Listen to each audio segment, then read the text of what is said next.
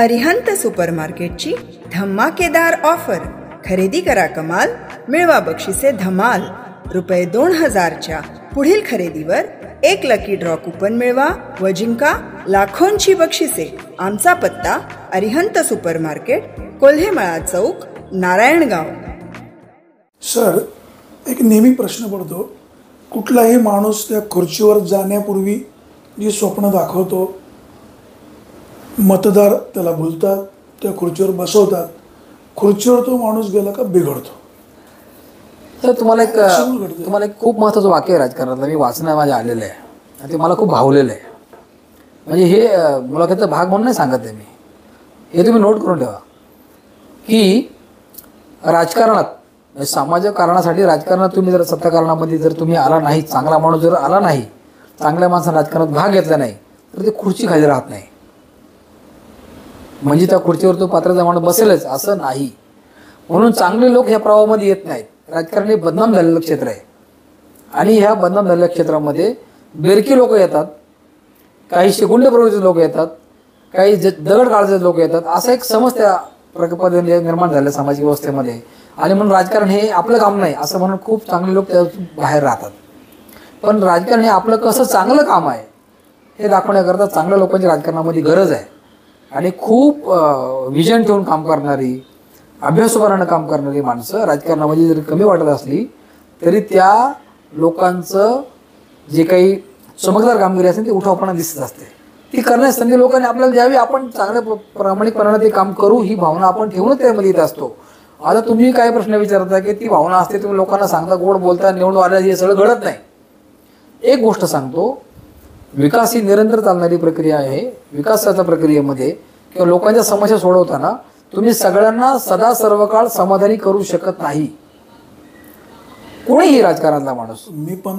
त्यामुळं नाही, ऐका ना, सांगतो तुम्हाला. त्यामुळं काय होतं, ज्या लोकांचं समाधान होत नाही ते लोक त्या खुर्चीकडं, त्या माणसाकडं, त्या भावनेला पाहतात की हा काही कामाचा नाही.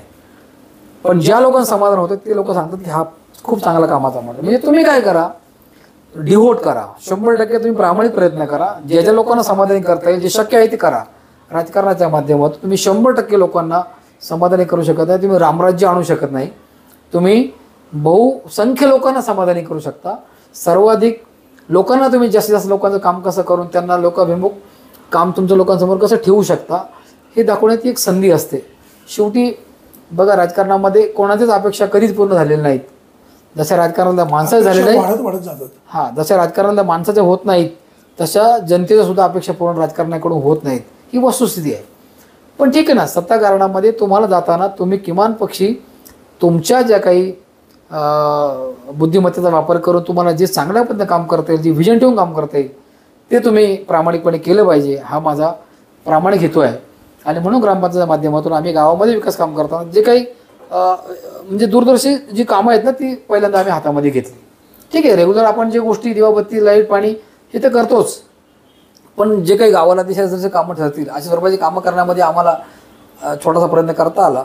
आणि एक मोठं व्यासपीठ जर मिळालं, जिल्हा परिषदसारखं एक मोठं व्यासपीठ जर आपल्याला मिळालं तर त्याचा वापर आपल्याला 100% चांगल्या प्रकारे समन्यायी बुद्धीनं काळामध्ये तुम्ही असंही म्हणू शकाल, जर मला तालुक्याचं मोठं व्यासपीठ मिळालं मी आमदार पण होईल. नाही साहेब, असं नाही. बघा, आपण एखाद्या माणसाला ज्यावेळेला मानतो ना त्या पायरीवर आपण डोकं ठेवतो. आपण आळेगावचे उपसरपंच झालात, आता जिल्हा परिषद सदस्य होण्याचे डोहाळे लागले, पुढे विधानसभेत सुद्धा तुम्ही कॅलिबर आहात, उच्च शिक्षित आहात, तालुक्याचा अभ्यास आहे. हे बघा वाणीसाहेब, आपण तुम्ही काही म्हणाला, तुम्हाला काही वाटलं किंवा हे वाटणं तुम्हाला जे काही वाटतंय ना ते आमच्या मनात येऊ शकत नाही. कारण बाळाचे पाय पाण्यात दिसतं. नाही नाही नाही नाही नाही, कारण असं आहे की अशी स्वप्न ज्यांना पडतात ना ते आत्मघातकी राजकारण ठरतं. बघा तुम्ही अवस्था काय झाली अशा लोकांची, ज्याला त्याला ज्याची नैतिक क्षमता समजली पाहिजे. म्हणजे मी सांगतो की बँकी परिवारानं अशा 8-10 निवडणुका पाहिल्यात, पण आमदारकी आली काय गेली काय ती माणसामध्ये आहेत, माणसामध्ये काम करत आहेत, ते माणसामध्ये वावरत आहेत. त्या लोकांना याचा काही फरक पडत नाही, कारण त्यांच्या घरामध्ये ती एक हे होऊन गेलेली आहे की आपण आमदार आहोत आणि नसलो तरी आज ती गर्दी त्यांच्या दारामध्ये एवढी आहेतच की.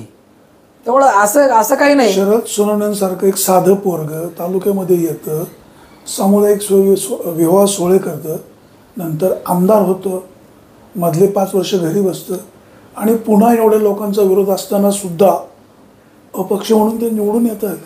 आपण लोकांना सगळे गुलाबी गुलाब दाखवतो आणि आकर्षित करतो. म्हणजे दुरून डोंगर साजरे आपण म्हणतो तशी अवस्था आता लोकांची आहे की दुरून ते खूप चांगलं दिसत होतं, जवळ आलं लोकांना कळायला लागलं की काय अवस्था आहे. निवडून आले ना, सांगतो तुम्हाला निवडून आले ठीक आहे ना. इंग्रजीमध्ये एक वाक्य आहे, you can make fool some people some time, some people all time, all people some time, but never all people all time. तुम्ही लोकांना मूर्ख म्हणू शकता, काही लोकांना काही काळ, काही लोकांना सर्व काळ, सर्व लोकांना काही काळ, पण कधीच नाही सर्व लोकांना सर्व काळ. एकदा तो भरला ना घडा चक्रव्यूह, तुमचा एकदा आपण मराठी भाषेमध्ये एकदा येडा आला कसं, म्हणजे लोकांना खरं रूप ज्यावेळी कळतं ना, तो येडा कोणाला काय चुकत नाही. हे आला म्हणजे येईल ना. त्यांचा जो राजकारणातला आतेताईपणा आहे ना तो त्यांच्या अंगलट येणार. ठीक आहे, त्यांच्या राजकारणाला माझ्या शुभेच्छा आहेत, ते माझे व्यक्तिगत शत्रू नाहीत, पण वैचारिक विचारधारेवरती जेवढे आपण विरोध करतो ना त्यावेळेला त्यांच्या राजकीय आतेताईपणाचा तोटा त्यांना होत नाही, फक्त तो तालुक्याला पण होतो. 4 विकासाची कामं तुम्ही आणता, लोकांना मोठमोठी स्वप्न दाखवता, स्वप्न रंगवता, म्हणजे आता विषयांतर होईल आपलं. पण शिवाजी महाराजांचं नाव घेऊन तुम्ही निवडणुकीत आलात, ती शिवाजी महाराजांची पवित्र पावन पावलं तुम्ही तयार केली आणि ती गाडीवर फिरवली. ती आत्ता काय अवस्थेत आहे, माझ्याकडे फोटो आहेत त्या गोडाऊनमधले. म्हणजे हा विषय भावनेत होऊ शकतो. थोडं बाजूला माझा मुद्दा असा आहे की म्हणजे मला एकच सांगायचं आहे, राजकारणामध्ये तुम्ही लोकांना भुलू शकता. मी त्या विषयाला तुम्हाला आणतो. माझा मुद्दा असा आहे की शरद सोनवणे यांचं नाव निघालं की तुम्हाला राग येतो? नाही हो, राग आहे. त्यांनी जे चांगलं केलं ना त्याला मी चांगलं म्हणालो. शरददादांनी विवाह सोहळे केले, लोकांच्या मनामध्ये घर केलं. म्हणजे प्रस्थापित असणारे बेनके परिवार असेल, शेतकरी परिवार असेल किंवा कोणत्याही परिवाराला आमदारकी लढताना सोपं वाटायचं, ती आमदारकी दादांनी त्यांच्यासाठी अवघड केली. हे त्यांचं कसब आहे. लोकांमधलं सातत्य, लोकांमधला संपर्क, लोकांमध्ये जाऊन मिसळणं हे त्यांचं चांगलं आहे. पण त्या संपर्काचा, त्या सतत जाण्याचा आणि त्यांच्या वागण्याचा व्यक्तिगत आयुष्यामध्ये त्यांनी केलेल्या जे काही गोष्टी असतील त्याचा परिणाम सामाजिक जीवनावर झाला आणि त्याचा वापर, त्याचा तोटा त्या सगळ्या प्रक्रियेमध्ये त्यांना होतो का नाही होतो हा चिंतनाचा विषय आहे. पण चांगल्या बाबी लोकांसमोर असताना तुम्ही नको त्या चुकीच्या बाबी केल्यामुळं तुमचा विषय पर्सनल डॅमेज तुमचा जो आहे ना तो झालेला आहे, तो भरून येणार नाही. म्हणून राजकीय जीवनामध्ये व्यक्तिगत जीवन मिसळत असताना तुम्ही व्यक्तिगत लोकांशी जसं बिहेव करताना तसं तुम्ही नसता. हे जेवढी कळतं ना तेवढं लोकांना कळतं की यार यू आर चीटर. म्हणून मला असं वाटतं, पण शरददादांना सोशल मीडियावर नेहमी ट्रोल करता काय? नाही, मी विकासाच्या कामावर त्यांनी जे केलं चुकीचं भाष्य असेल तेव्हा पातळी पण सोडता ना. आता बघा साधं गोष्ट सांगतो, मला पातळी, मला जसं अटॅक होतो ना तसं मी रिॲक्ट होतो. त्यांचे कार्यकर्ते अंगावर घेऊन मला बोलतो म्हणून मला बोलावं लागतं ना. ठीक आहे, तो आमचं तेवढी शाब्दिक ती चकमक असते, व्यक्तिगत ते नसते. बघा आता तुम्हाला मी गोष्ट सांगतो, माझ्याकडे आज त्यांची पोस्ट आहे शरद दादांच्या फेसबुकवरती की ते आज एकनाथ शिंदे साहेबांचे जे सुपुत्र आहेत खासदार श्रीकांत शिंदे साहेबांच्या पक्षाच्या बैठकीला गेलेले आहेत आणि तिथं ते भाषण करत आहेत. आणि इकडे ॲफिडेविट फाईल करते मी पक्षांतर केलेलं नाही, मी पक्षात प्रवेश केलेला नाही. आता मला पाहायचं आहे, मी पिटिशनर आहे. जर तुम्ही कायदा मोडला नसेल तर तुम्हाला भीती नाही, मोडला असेल तर तुम्हाला भीती आहे. म्हणजे तुम्ही आता, मी आता बघणार आहे की बाबा तुम्ही आता धनुष्यबाणाच्या व्यासपीठावर येऊन भाषण करणार आहात का? म्हणजे you are going to create in evidences that की you are entered in that party directly, हे मला बघायचं आहे. शरददादा सोनवणे अपक्ष म्हणून निवडून आले, त्यांच्या लेटर हेडवर आज धनुष्यबाण आहे, घड्याळ आहे. सरकार ते सपोर्टर म्हणून ते म्हणतात तसं, पण तो भाग जरी असला तर तुम्ही पार्टी जॉईन केलेली आहे, हे स्वच्छ आहे. त्यामुळे ठीक आहे, दॅट्स ओके की दादा न्यायप्रविष्ट बाब आहे, सबज्युडिस मॅटर असल्यामुळे त्यावर आता इथं बोलायचं नाही, तो माझा भाग नाही. प्रचार कोणाचा? पण ते मला मी ज्या निवडणूक जर लढली ह्या मतदारसंघाच्या मध्ये तर ते पण तेवढी ताकद लावतील की मी कसं विजयी होणार नाही किंवा मी कसा पडेल. तर मला पण आवडेल ती निवडणूक लढायला की माझा गाव जर माझ्याबरोबर सगळे असतील तर आय एम रेडी की एक प्रयोग आयुष्यामध्ये हा करायला पाहिजे. आपला हित स्वच्छ आणि चांगला असेल तर आमदारांच्या मतदारसंघात, तालुक्यात आणि गावात किंवा काय म्हणतो आपण त्याला, ह्या सगळ्या त्यांचं हे मतदारसंघ आहे ना, त्यांचं गाव आहे ना ह्या मतदारसंघामध्ये, जिल्हा परिषद गटामध्ये, ते पण तेवढी ताकद आणि शक्ती लावतील ना, मजा येईल ना त्या लढतीमध्ये. ठीक आहे, विल जस्ट एन्जॉय. मोठं गाव आहे, नाही, ते माझंच गाव महाराजांचं आहे. गाव आहे. अहो ते गाव माझ्या खूप जवळचं आणि निकटचं त्या गावाशी संबंध आहेत. आमचे अनेक नातेवाईक त्या गावामध्ये आहेत. हा विषय गावांची स्पर्धा हा भाग नाहीये. ही विचारांची लढाई, विचारांची स्पर्धा आहे. सत्तेकरता मी कुठल्या थराला जाऊ शकतो हे राजकारणात अनेक लोक दाखवतात. मला वैचारिक पातळीवर जायचं आहे की माझी कॅपॅसिटी काय आहे, मी प्रत्येक वाडी वस्तीवर समन्यायी बुद्धीने कसं काम करेल, ते गाव माझंच आहे, ते सगळे बांधव आहेत माझे, या भूमिकेने मी कसं काम करेल ही भावना मला मनात ठेवून काम ज्यावेळी करायचं आहे त्यावेळी मला काय वेगळं वाटायचं काही कारण नाही. मग दादांनी प्रयत्न करू देत आणि कोणी प्रयत्न करू देत. दोन विषय क्लिअर. विजय कुऱ्हाडे जिल्हा परिषद निवडणुकीला निवडणूक लढवायला इच्छुक आहे, प्रचंड इच्छुक क्लिअर. आहे. जर गाव म्हणालं आणि गाव या वाटेनं जा, अतुल शेठ म्हणाले माझ्याकडे गावाने सपोर्ट केला तर अजित पवारांच्या पक्षात जायला तयार. हो नाही बघा आता दोन आम्ही विषय क्लिअर. हो आता आम्ही हो मला गाव म्हटलं ना ही तू ह्याला पक्ष जाऊन लढ. दोन विषय क्लिअर. हो. आता आपण थोडं जरा बाहेर चर्चा करू. आपल्या तालुक्यामध्ये बिबट्यांची संख्या प्रचंड आहे. विधानसभा निवडणुकीपूर्वी श्रद्धा सोनवणे काय म्हणाले हे सगळ्यांना माहिती आहे. आजही बिबट्याचा उपद्रव प्रचंड होतोय. दररोज कुठं ना कुठे माणसावर हल्ले होत आहेत, पाळीव जनावरं मारून टाकली जात आहेत. वन खात्याचे कर्मचारी हातबल आहे, लोकप्रतिनिधीसुद्धा हातबल आहे, आश्वासनं भरपूर देत आहेत. सरकारही अगदी झोपी गेलेलं आहे. सर्वसामान्य शेतकरी वर्ग मात्र मेटाकुटीला आलेला आहे. कधी कोणाला हल्ला होईल, बिबट्याचा बळी कोण ठरेल याचा नेम नाही. पण साहेब खूप गंभीर विषय आहे, म्हणजे याच्यावर राजकारण ह्या विषयावर कोणीच करू नये. कारण हे संकट तुमच्या गावाच्या दारात येऊन पोहोचलेलं आहे. लहान लहान लेकराच्या अंगणातून घेऊन तो बिबट घेऊन जातोय आणि ती मृत्युमुखी पडतायत. आणि ही काही आपल्या तालुक्यापुरता भाग असा नाही आहे. नाशिकपासून तर सह्याद्री रांगेमध्ये जे तालुके येतात त्यामध्ये खूप संख्या प्रचंड वाढली. हॉटस्पॉट आहे. पण आपल्या तालुक्यामध्ये का त्याचं एवढं सेन्सिटिव्ह विषय झालेला आहे. आपल्याकडं धरणं आहेत, पाणी आहे, ऊस आहे, लपण फार मोठ्या प्रमाणामध्ये. आणि बिबट त्याला इतकं त्याने अडॉप्ट केलं सगळं हे वातावरण की तो इथं अगदी बिंदासपणे वावरतोय. पण वाणीसाहेब काय झालं माहिती आहे का, हा बिबट हा विषय राजकारणाकरता वापरला गेला. एक तर मी राहीन नाही ते बिबट्या राहील. बिबट्या जोपर्यंत म्हणजे मी बापाच्या आवला सांगणार नाही, मिशी काढून फिरेल, अमकं तमकं टाळ्या घेतल्या, मस्त भाषणं केली, एकदम छान तुम्ही बोलले. अरे पण निवडून आल्याच्या नंतर 2 बळी जावे लागले तेव्हा तुम्ही जागे झाले. म्हणजे आदरणीय दिलीप वळसे पाटील साहेबांनी ती सभा पिंपरखेडची घटना कालची घडल्यानंतर दादांकडे हात धरून लावली. ज्या अजितदादांच्या पालकमंत्र्यांच्या दौऱ्याकडे ह्या आमदारांनी पाठ फिरवली होती ते कधीही आदरणीय दादांकडे बैठक लावायला गेले नाहीत. कुठलंही पत्र त्यांनी पालकमंत्र्यांना लिहिलं नाही. वळसे पाटील साहेबांनी ती बैठक पुण्याच्या कालच्या सर्किट हाऊसला लावली. त्या ठिकाणी हे महाराज गेले. तिथं अतुल बेनके साहेबांनी चांगल्या प्रकारे प्रेझेंटेशन केलं, ह्याचा मी साक्षीदार आहे, मी तिथं होतो. हे फक्त उपाययोजना बोलत होते. यांनी तिथं जाऊन लागलेल्या बैठकीमध्ये, लावलेलं नाही, यांनी ती बैठक लावलेली नव्हती, खोटं सांगतात ते. लागलेल्या बैठकीमध्ये गेले आणि यांनी तिथं 4 गोष्टी मांडून मग ती शेकी मिरवली की मी सगळं मी केलं, मी मी मी अरे हो तुम्ही केलं, तुम्ही म्हणताय. तुमचे नेते शशिकांत शिंदे साहेब आहे असं तुम्ही म्हणता, तुमचे फडणवीस साहेबांकडे संमत तुम्ही असं म्हणता, त्यांच्याकडे का बैठक लागत नाही? एकनाथ शिंदे साहेबांचे तुमचे नेते आहेत म्हणता तुम्ही, तिथं फडणवीस साहेब तुमचे खूप चांगले मित्र आहेत म्हणता, सीएम साहेब. मग तुम्ही तुमच्या भाजपच्या पक्षाचे असणारे गणेश नाईक साहेब जे वनमंत्री आहेत ते एकदा तरी पाहायला आले का? म्हणजे घटना घडली तर लोक ग्राउंडवर येतात की बघूया इथं काय ह्या बालकाचा जीव गेला, ह्या मातापित्याची आईची काय अवस्था आहे. ते मंत्री यांनाही आणता आले नाहीत. काही का असं आशाताईंनी डायरेक्ट फोन लावला, वनमंत्र्यांना सांगितलं की आम्ही सहन करणार नाही. एक बेधडक काम ताईंचं त्या ठिकाणी दिसलं. आणि आम्ही सगळे सरपंचांनी, आम्ही सगळे गावचे लोक आम्हाला तिथं निमंत्रित केलं होतं बैठकीमध्ये. त्या बैठकीमध्ये अधिकारी सांगत होते काय काय परिस्थिती आहे. पण सगळ्यात मोठी बाब आहे, खासदार कुले साहेब नेहमी सांगतात की याच्यामध्ये केंद्रानं कायद्यामध्ये दुरुस्ती आणणं आवश्यक आहे. याच्यामध्ये जो शेड्यूल जो काही याच्यामध्ये टाकलेला प्राणी आहे शेड्यूल 1 मध्ये तो तुम्ही खाली आणला पाहिजे त्याला. म्हणजे त्याच्याविषयी आपला उपयोग करता येईल, ते कंट्रोल करता येईल. नसबंदीबाबत निर्णय घेतला पाहिजे. अहो हे आता का नाही जाऊन त्या आंदोलनात बसत त्या विद्याभवनाच्या दारामध्ये की नसबंदीचा आम्हाला ठराव द्या किंवा कायदा करा, अधिवेशनापूर्वी काहीतरी करा ना.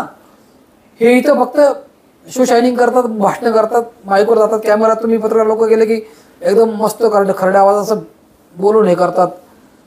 ठीक आहे ना, तुम्ही तुमचं कामाला न्याय देताय हे दिसतंय. कधी तुम्ही निवडून येऊन 1 वर्ष झाले, कुठलीही उपाययोजना तुम्ही केलेलं नाही. तुम्हाला मागच्या काळामध्ये दादांनी जे पैसे मंजूर केले ते बिबटीच्या पिंजऱ्यांच्या वाढीसाठी पैसे जे काही उपलब्ध करून दिले होते ते काम चाललंय. जीव जाऊ नये म्हणून तुम्ही काय केलं? ते अधिकारी तुमचं ऐकत नव्हते, त्यांना सस्पेंड करा म्हणून तुम्ही उपोषण केलं. जे लोक टाकीवर जाऊन बसले होते त्या मागच्या काळात तुम्हाला आम्हाला आठवत असेल त्या गावामध्ये, तिची तर हाक तेवढी मोठी होती, काही नाही, विसरले.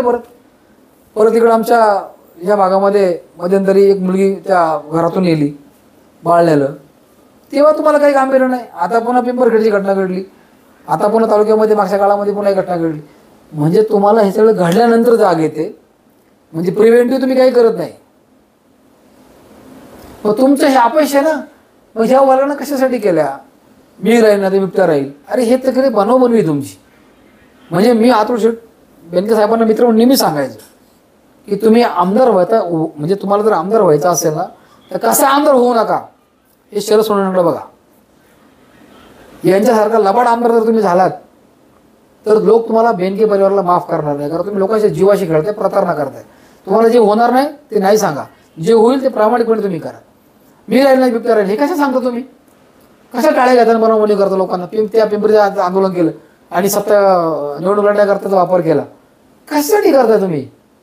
ही फार वाईट. म्हणजे हा विषय राजकारणाकरता वापरूच नका तुम्ही, नका हे नका कोणी नका. हा विषय सार्वत्रिक आहे, जीवन मरणाशी संबंधित प्रश्न आहे, तुम्ही घेऊ नका हा विषय राजकारणात. आणि हे निवडणुकीपूर्वी श्रद्धा सोनवणे ज्या पद्धतीनं जनतेला सामोरं गेले, एक सर्वसामान्यांचा आधार म्हणून ते गेले. निवडून आल्यावर आमदार एक संविधानिक पद असतं, ते सगळ्यांचं असतं. देवराम लांडे यांच्याबद्दल बोलले, अधिकाऱ्यांबद्दल बोलले, मंत्र्यांबद्दल बोलले, एका समाजाबद्दल बोलले. त्यांना 2-3 वेळा माफी मागावी लागली. तालुक्याच्या आमदारांना एखाद्या विषयावरनं एखाद्या वेळेस माफी मागायला लागणं समजू शकतो. एकाच प्रकारामध्ये 3-3 वेळा माफी मागायला हे कशाचं लक्षण आहे? वाईट असं वाटतं की ते आमचे लोकप्रतिनिधी आहेत आपले, शिवभूमी आमचे सगळ्यांचे हो आहेत की नाही. त्यांना शब्दाचं ज्ञान आहे, शब्दाचं ज्ञान. ते काय म्हणतात माहिती का? हो हे वास्तव्य आहे, हे वास्तव्य आहे. अरे वास्तव्याचा अर्थ कळतो का? वास्तव आणि वास्तव्य त्याचा अभ्यास करा. वास्तव म्हणजे रिअल, वास्तव म्हणजे खरं, वास्तव्य म्हणजे राहणं, अधिवास करणं, निवास. त्यांना हे समजत नाही. त्यांना शब्दाची शक्ती, शब्द सामर्थ्य, शब्दाचं उपयोजन जे आहे ना, शब्दाचा वापर आहे ना, ह्याच्यावर त्यांनी वेगळा अभ्यास केला पाहिजे. तुम्ही तळमळीनं बोला, ते मी छातीचा कोट करून सोन्यासारखी माणसं, ते बरोबर असं अलंकारी काहीतरी कुठून तरी कॉपी करून आणून वापरतात. पण जे रिअल असतं रिअल, ते रिअल असतं. तुम्ही बोलताना समाजाविषयी शरद सोनवणे जे बोलतात ना, तर अगदी त्यांच्या सगळ्या असं नसामध्ये असतं. बघा पब्लिकला पण ऍप्रिशिएट होतं ते. असा नट सम्राट या तालुक्यात पुन्हा होणे नाही. इतकी ऍक्टिंग जबरदस्त. म्हणजे ते आमच्या समाजाविषयी बोलले, तो समाज आक्रमक झाला, माफी मागितली. बोलताना एवढी घाई करतात, एवढं घाईनं बोलायचं की आपण काय बोललं कळत न कळत झालं. पण असं नाही, एकदा होतं, दोनदा होतं, तीनदा होतं. तुम्ही किती वेळा असं करणार आहात? आणि बघा तुम्ही लोकांना ते जिंकण्याकरता येता आणि नम्रता दाखवता, पाया पडता, पर्याय तुमच्याकडे नसतो. कारण तो राज्यभर विषय झाला असता आणि तुम्हाला त्या ठिकाणी खूप डॅमेज झाला असतं. मग तुम्ही मंत्र्यांकडे जाऊन ती सारासार करायला लावणार. मग म्हणणार की तो माझा मित्र आहे, चांगला बोलला असेल, जाऊ द्या. ठीक आहे ना, तुम्ही तुमची छाप त्या ठिकाणी पाडली, लोकांच्या मनात तुमची स्थान निर्माण केलं, त्याचा वापर लोकांसाठी करायला शिका ना. एकदा वनमंत्री तालुक्यात नाही येऊ शकत तुमच्या संकटाला. मग तुम्ही आमदार म्हणून काय मिळवलं? लोकांच्या हत्या. म्हणजे हा जो वध आहे ना, हा सदोष मनुष्यवधामध्ये येतो बिबट्याने जर माणसं गेली तर. डॉक्टर साहेब आमचे सांगत होते त्या वरच्या भागातले की हे तुम्ही गुन्हा कोणा दाखल करणार, हा प्रश्न आहे. केदारी सर सांगत होते की तुम्ही गुन्हा कोणा दाखल करणार. मला खूप प्रश्न आवडला तो की याला कोणतरी जबाबदारी आहे, वधाला, या मृत्यूला कोणतरी जबाबदारी आहे. ती जबाबदारी निश्चित करावी लागेल तुम्हाला पडावं. आणि कायदा सांगतो याला हुई रिस्पॉन्सिबल. आमदार महोदय म्हणाले होते ही जबाबदारी माझी आहे, गुन्हा माझ्यावर दाखल करा. म्हणजे हे असं भावनिक होऊन सांगायचं आणि वेळ मारून न्यायची. अरे पण तो जीव गेला ना बाबांनो, त्याचं काय? म्हणजे काय माहिती आहे का, राजकारणाकरता बिबट हा विषय वापरू नये. मला आणखी एक प्रश्न खूप भेडसावत, म्हणजे मग खूप मला त्याचा विषयाचं मला खूप मी त्याचं चिंतन करतो त्या विषयाचं. ही जी वाढत्या लोकसंख्येची गावं आहेत ना, त्यांच्यापासून नदीकडं, म्हणजे डोंगर उतारापासून नदीकडं जे ओढे वाहत जातात, वाढत्या लोकसंख्या, आळेफाटा, पिंपरी असेल, वडगाव असेल, आमचं सगळी जे गाव आहेत ना, राजुरी असेल, या सगळ्या ओढ्यांना आता सांडपाणीचं सगळं अत्यंत घाण पाणी ते खाली जाते. एकदा आमदारांना किंवा ह्यांना प्रश्न पडला नाही का की बाबा आपण याच्यावरती WTP प्लांट, जे वॉटर ट्रीटमेंट प्लांट आहे ते उभे करू, आयडल प्रोजेक्ट करू. आम्ही आता सुद्धा त्यामुळे खूप पाठपुरावा त्या निमित्तानं करतो. अतुल शेटला जमलं नाही का? नाही, त्यांनी अतुल बेनके साहेबांनी 2 टीम त्या ठिकाणी आल्या, सर्वे करून गेल्या, त्या कामाला सुरुवात झाली होती, आम्ही खूप त्याचा पाठपुरावा केला. यांच्या काळामध्ये ह्या विषयांना प्राधान्यच नाही. आळेफाट्याचं गटर, आळेफाट्याचं पाणी आज त्या वडगावांमधून चाळेवाडी त्याच्या दारामध्ये गेलंय, पिंपवलीमध्ये जाईल, ते नदीला जाईल, ते पाणी बोरवेलमध्ये जातं, क्षारयुक्त पाणी वाढतं, शेतीमध्ये पाणी जातं, पिण्यामध्ये पाणी जातं, जनावरांना माणसांना दूषित पाणी प्यावं लागेल, कावेळीसारखे आजार होतील. आमच्या सगळ्या वार्डमध्ये ते सगळं सांडपाणी येतं. WTB प्लांटसाठी विशेष निधी तरतूद शासन, केंद्र सरकार, राज्य सरकार ते करतं. जिल्हा परिषदेकडे प्रशासक असल्यामुळे त्या कामाकडे दुर्लक्ष झालं. प्रचंड महत्त्वाचं, अत्यंत प्रायोरिटी असलेलं, जे आरोग्याशी असणारं, संबंधित असणारं काम आहे, ते त्या ठिकाणी आपल्याला त्याला गांभीर्याने घ्यावं लागणार आहे. हे आमदार महोदयांच्या त्या लिस्टमध्ये हे काम नाही. त्यांची भाषणं काय, राज्याच्या पटलावर आणि ह्याच्या क्षितिजावर आणि त्याच्यावर आणि ह्याच्या ढमक्यावर टमक्यावर. काय मग तुम्ही पल्लेदार वाक्य, तुम्ही त्यांची 10 वाक्य सलग लिहा आणि वाचा. ते बोललेली वाक्य ना 10 ती सलग त्यांचे कुठलंही भाषण काढा, उत्स्फूर्त भाषण, आणि ते वाचून दाखव मला आणि हसा. काही कुठला संदर्भ त्या ठिकाणी नसतो. पण म्हणजे आपण प्रथम नागरिक म्हणून अतिशय गांभीर्यपूर्वक त्या ठिकाणी आपण बोललं गेलं पाहिजे. आणि ह्या ज्या मोठ्या लोकसंख्येच्या गावांना तुम्हाला दिलासा द्यायचा. ओतूरमध्ये सांडपाणी व्यवस्थापनाच्या सगळ्या, आमच्या मांडवी नदीमध्ये सांडपाणी सगळं जातं, ट्रीटमेंट प्लांट त्या ठिकाणी नाहीत, कचरा व्यवस्थापन त्या ठिकाणी नाही. दूषित झालेली गावं, दूषित झालेली जी काही लोकवस्ती आहे, त्या रोगाच्या विळख्यातून आपण लोकांना कसे सावरणार आहोत. म्हणून जिल्हा परिषदमध्ये आपल्याला हे फार महत्त्वाचं काम. म्हणजे मी विचार करतो की मला सदस्य व्हायचं, मी एक मताने पडलो म्हणून अण्णा त्या ठिकाणी खूप तगमग करतात किंवा लोक मध्ये जात आहेत. अरे पण मग सरकारच्या किंवा आमदारांचा मुद्दा संपलेला आहे. तुम्ही उभे राहायची इच्छुक आहे. जर अतुल शेटने डोळा मारला, तुमचं गाव म्हणाल तर तुम्ही तिकडे जाणार. आपण थोडंसं पुढे जाऊ. तुम्ही एक सेन्स असलेला माणूस आहे. तुम्हाला सेन्स असलेला माणूस, तुम्हाला लोकांचे प्रश्न कळतात, व्यथा कळत आहेत. जुन्नर कृषी उत्पन्न बाजार समितीने जी 10 एकर जमीन घेतलेली आहे, त्या संदर्भामध्ये तालुक्यात खूप मोठा इश्यू होतो. पक्ष नेतृत्वालाही त्याचा त्रास होतो. यात नेमकं काय झालं असेल? शरददादा सोनवणे यात राजकारण करतायत का, किंवा विद्यमान सभापती संजयराव काळे तालुक्यातील जनतेची दिशाभूल करतायत? हे बघा, या घटनेच्या माध्यमातून राजकारण करायला खूप मोठा वाव आहे. विरोधकांनी ते राजकारण करावं, त्यांनी केलं पाहिजे. हा स्थायी भाव आहे राजकीय जीवनामधला. राजकीय लोकशाहीमध्ये हे आरोप प्रत्यारोप करणं ही गरज आहे. पण सत्य लोकांसमोर सांगून विश्वास संपादन करून ती प्रक्रिया घडली असती तर त्या ठिकाणी शंका घ्यायला जागा राहिली नसती. हे पण वास्तव आहे. कुठली प्रक्रिया? की बाबा याच्यामध्ये गफला झाला, एवढ्या किमती जागा नव्हती, एवढे कोटी खाल्ले, असं म्हणायला वाव असणं ही गोष्ट वेग. हा, म्हणून कोणाचा बाप काढायचा, कोणाची आई काढायची, कोणाचा हे यांच्या पोटचे आहेत का, इतकं घाणेरडं राजकारण विद्यमान सांगतो तुम्हाला. राजकारण करताना ते आपण त्याच्या चर्चा पुढे नको आहे असं माझं मत आहे. सर डुमकवाजी मोर्चा घेऊन गेलो तो विषय थोडासा पुढे आहे.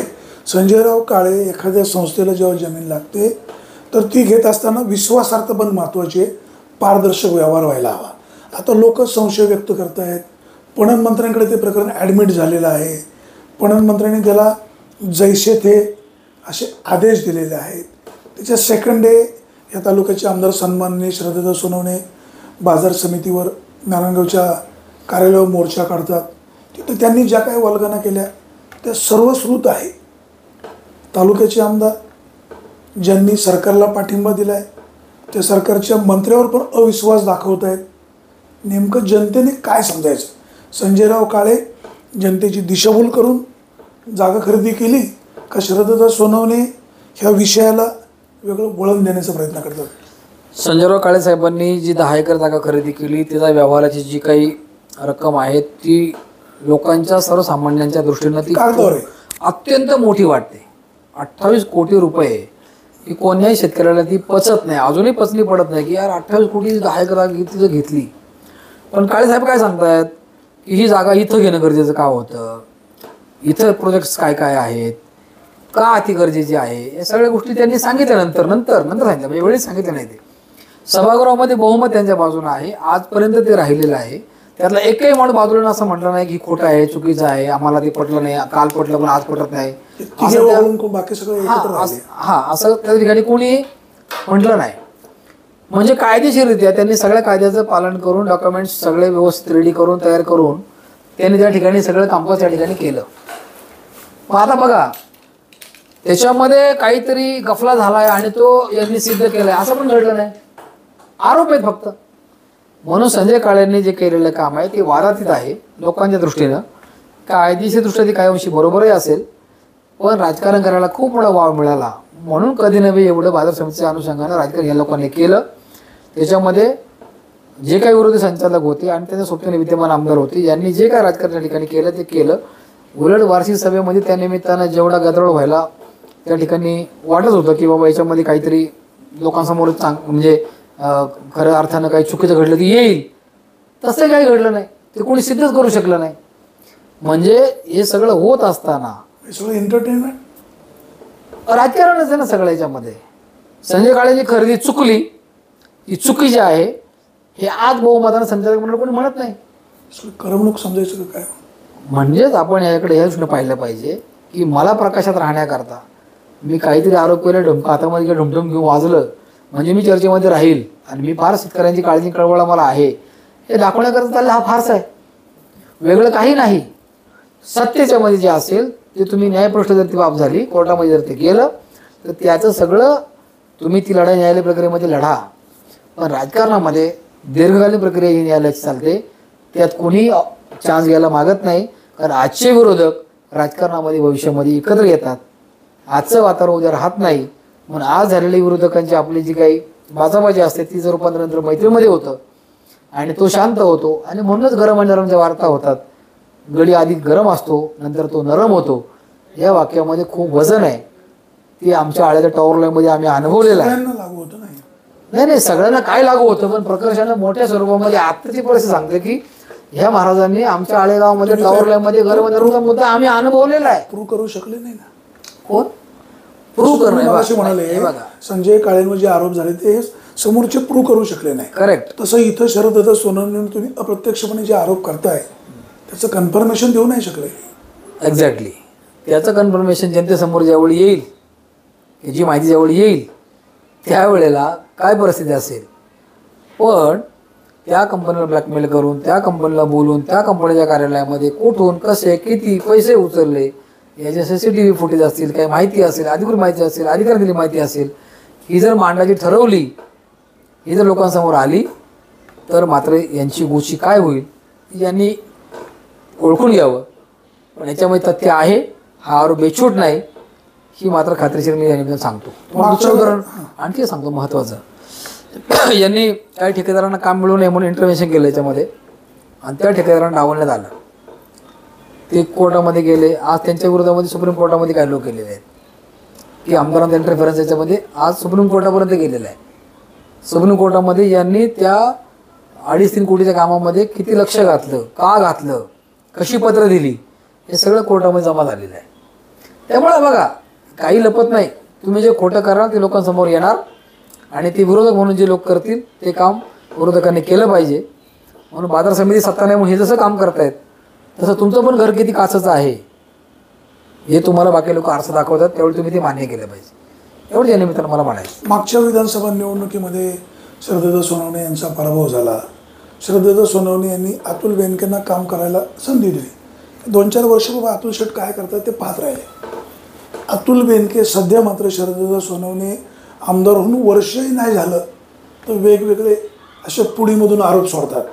आता परवा मार्केट कमिटीच्या कार्यामध्ये असं म्हणाले की विद्यमान महोदयांनी एका पाटबंधारे विभागाच्या अधिकाऱ्याकडनं एक गाडीच गिफ्ट घेतली.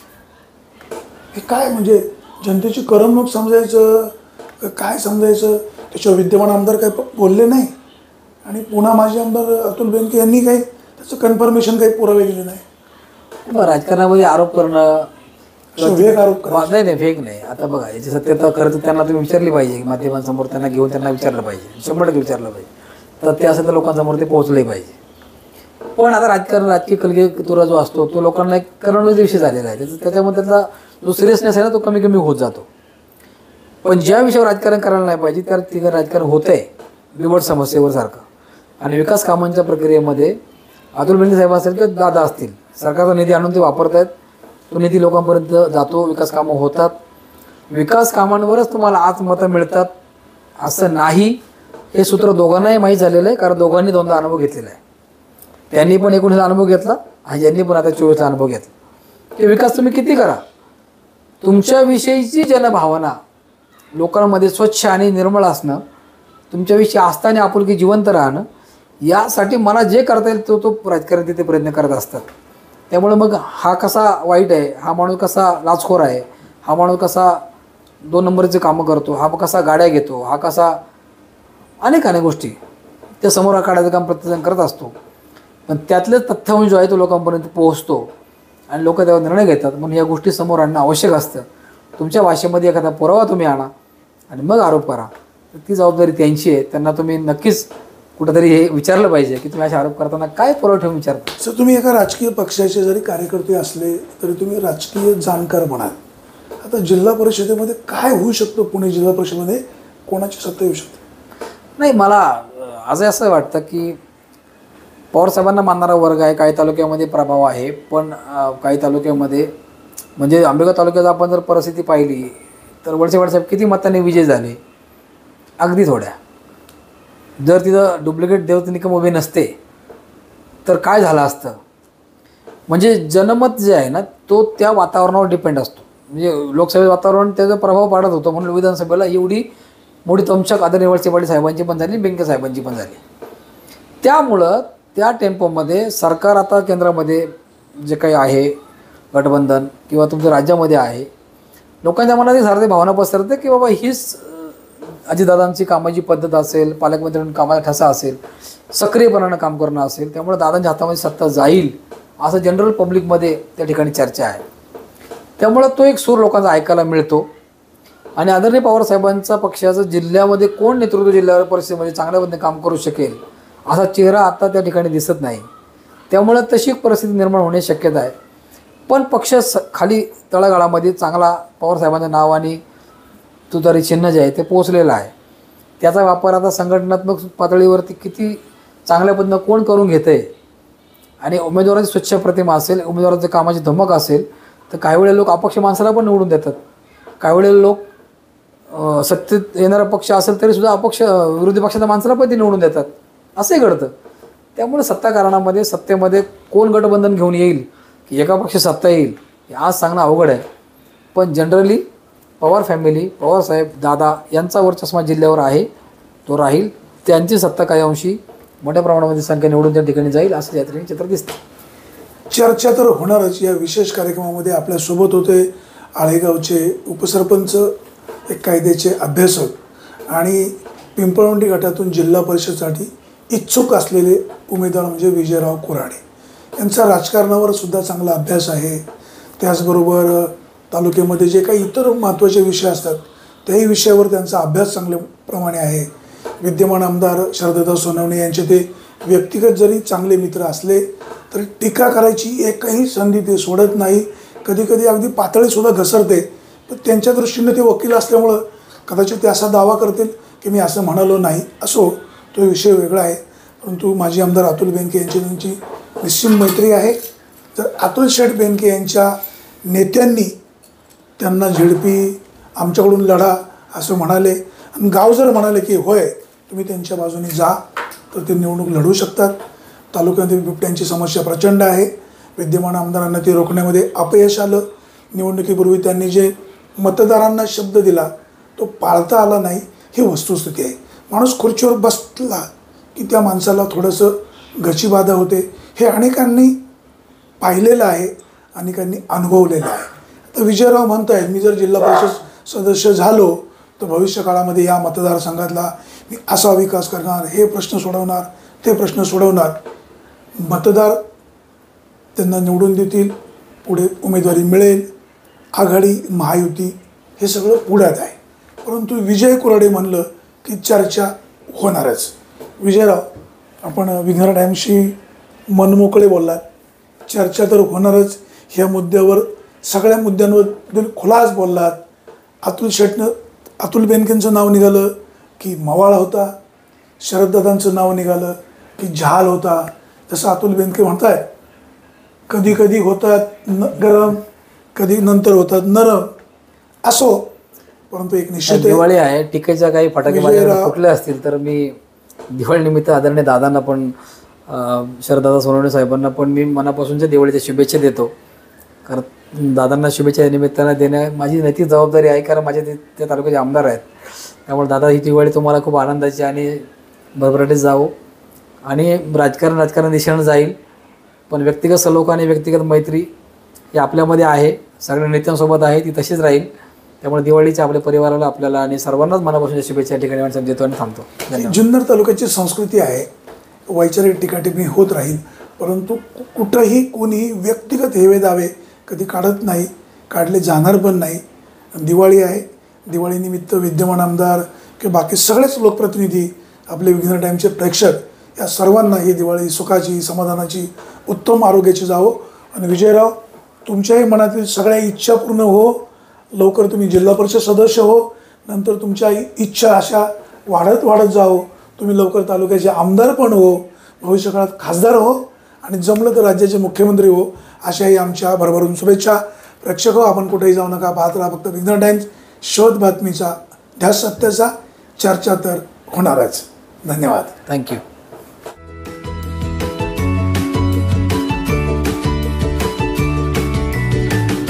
बातम्या शेतीच्या, बातम्या मातीच्या, बातम्या अन्यायाच्या, गुन्हेगारीच्या,